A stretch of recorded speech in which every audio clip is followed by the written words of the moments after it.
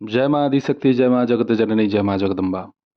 आज माता काली का बड़ा ही शक्तिशाली मंत्र, जो हर प्रकार से आपको तुरंत लाभ ही प्रदान करेगा, उसे प्रस्तुत करूंगा। और सबसे बड़ी बात कि माता पीताम्बरा की साधना यदि आप कर रहे हैं तो इस मंत्र को आप उसमें जोड़ भी सकते हैं। यदि आपको लाभ कम दिखे तब, ऐसा नहीं है कि आप सही से चल रहे हैं और अतिरिक्त में आपकी इच्छा हुई तो आप इस मंत्र को भी उसमें जोड़ दीजिए, ऐसा नहीं। ओम क्रीं कालिकाय नमः, यह मंत्र आपने हर जगह देखा होगा। बहुत सारे लोगों ने इसका जप भी किया होगा। इस मंत्र का जप करते हैं यदि आप भक्ति भाव से, तो किसी भी प्रकार से आपको हानि का सामना नहीं करना होगा। कुछ लोग ये भी कहते हैं कि काली का मंत्र सीधे जपना नहीं चाहिए, इसके लिए कुशल और योग्य गुरु की आवश्यकता होती है। देखिए, कुशल और योग्य गुरु ढूंढते रह जाएंगे और समय बीत जाएगा। यदि आप माता काली का तस्वीर देख रहे हैं, एक एग्जाम्पल दे रहा हूँ, इसे करके आप देख लीजिएगा। भय लगे तो भैया मत करना पूजा, क्योंकि भयभीत होकर के यदि आप किसी भी मंत्र स्तोत्र कवच का पाठ करेंगे तो वो आपको फल नहीं देगा, क्योंकि आपका उस देवता पे विश्वास ही नहीं है। आप केवल उनकी उग्रता देख पा रहे हैं, तो आपका मस्तिष्क अभी ठीक नहीं है। तो भय लगे तो पूजा न कीजिएगा। तस्वीर को देखने के बाद आपको खुद ही प्रतीत हो जाएगा कि आप इस पूजा के योग्य हो अथवा नहीं हो। माता काली का कोई भी मंत्र हो, चाहे उनका गायत्री हो, चाहे उनका मूल मंत्र हो, चाहे बीज मंत्र हो, अथवा कुछ भी, किसी भी मंगलवार अथवा किसी भी रविवार से आप प्रारंभ कर सकते हैं। और तिथि अगर आप देखें तो तिथि में अष्टमी, चतुर्दशी, ये बहुत ही प्रभावशाली होता है, विशेष करके कृष्ण पक्ष का।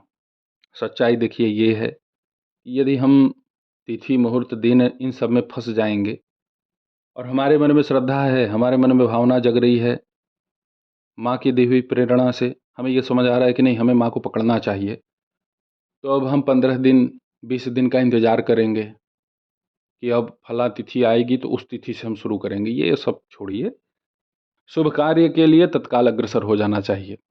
माता काली के अभी जिस मंत्र को मैंने आप सभी लोगों के सामने प्रस्तुत किया है, इस मंत्र की महिमा बतला देता हूँ।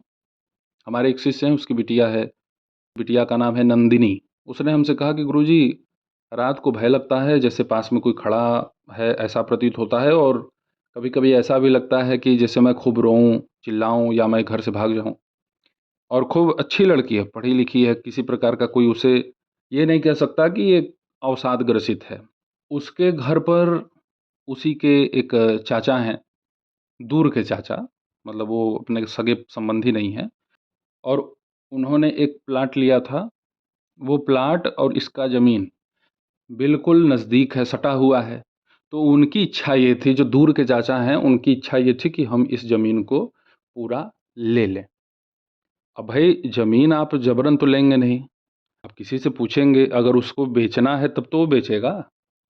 तो उन्होंने भाई इसके पिता से बात किया, तो ये स्पष्ट मना कर दिया कि नहीं भैया, ये सब हम काम नहीं करेंगे, लड़की है हमारी, ज़रूरत होगा तो हम इसके विवाह के समय हम यह ज़मीन हटा देंगे, लेकिन अभी नहीं।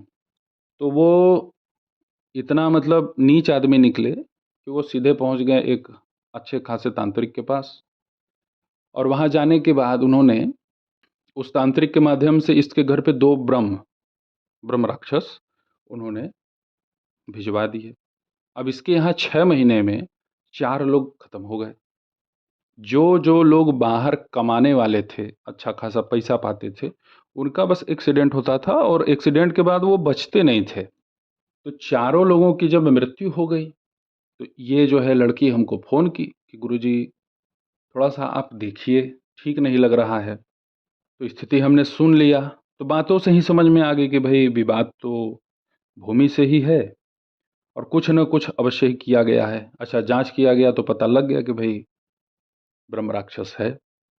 अच्छा, अब ये देखिए कि मैं इस लड़की से बात कर रहा हूँ, तो उसे ऐसा प्रतीत हुआ कि उसके पीछे उसे कोई कह रहा है कि बात कर लो बात, अभी तुमको हम बताते हैं। तो वो ये तुरंत कहे कि गुरुजी, आपसे बात कर रही हूँ, तो पीछे से लग रहा है कि कोई अभी भी बोल रहा है कि बात कर ले, तू बात कर ले, अभी बताता हूँ। तो फिर इस लड़की को हमने रक्षा कवच प्रदान करने के लिए निर्णय लिया कि भाई हम यहीं से कुछ इसके नाम से व्यवस्था करते हैं। अच्छा, जब हमने यहाँ से उस लड़की की रक्षा के लिए व्यवस्था किया तो एक ब्रह्म राक्षस भाई वहाँ से आया हमारे ऊपर अटैक करने के लिए। हम वहाँ पे गायत्री हवन करने जा रहे थे, तो कुछ समय के बाद हमारे पूजा स्थल पे एक दुर्गंध आना शुरू हुआ। हालांकि अब हम लोगों को समझने पकड़ने में विलंब होता नहीं है, तो तुरंत चतुर्मुखी दीपक हमने जलाया। जो भी वहाँ पे कोई गंदी ऊर्जा आकर के बैठी थी उसका हमने एक लौंग में आवाहन किया और उसी जलते हुए दीपक में डाल दिया। वो चला भाग भाग करके, वो सीधे उसके यहाँ नहीं गया, उस लड़की के घर नहीं गया, वो सीधे चला गया उस तांत्रिक के पास। अब तांत्रिक ने उसे 2 साल के लिए उसके घर पे विराजमान कराया था। अब वहाँ हालत खराब उसका कि एक ब्रह्म पहले क्यों चला आया। धीरे धीरे तो दोनों ब्रह्म उस तांत्रिक के पास ही चले गए और उस तांत्रिक को बहुत अत्यधिक कष्ट देने लगे।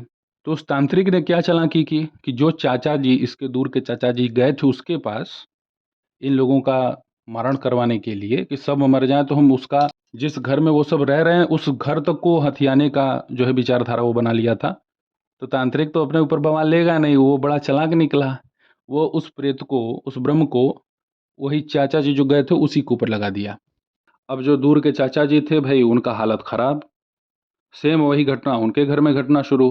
2 लोग उनके भी चले गए। तो वो गया उसी तांत्रिक के पास और वो मुकर गया, नहीं नहीं मैंने कुछ नहीं किया है, हम तो तुम्हारी रक्षा के लिए लगे हैं, कोई है उधर बहुत ही वरिष्ठ तांत्रिक है, बहुत ही वरिष्ठ उपासक है, यही सब बोल करके अपना शुरू किया।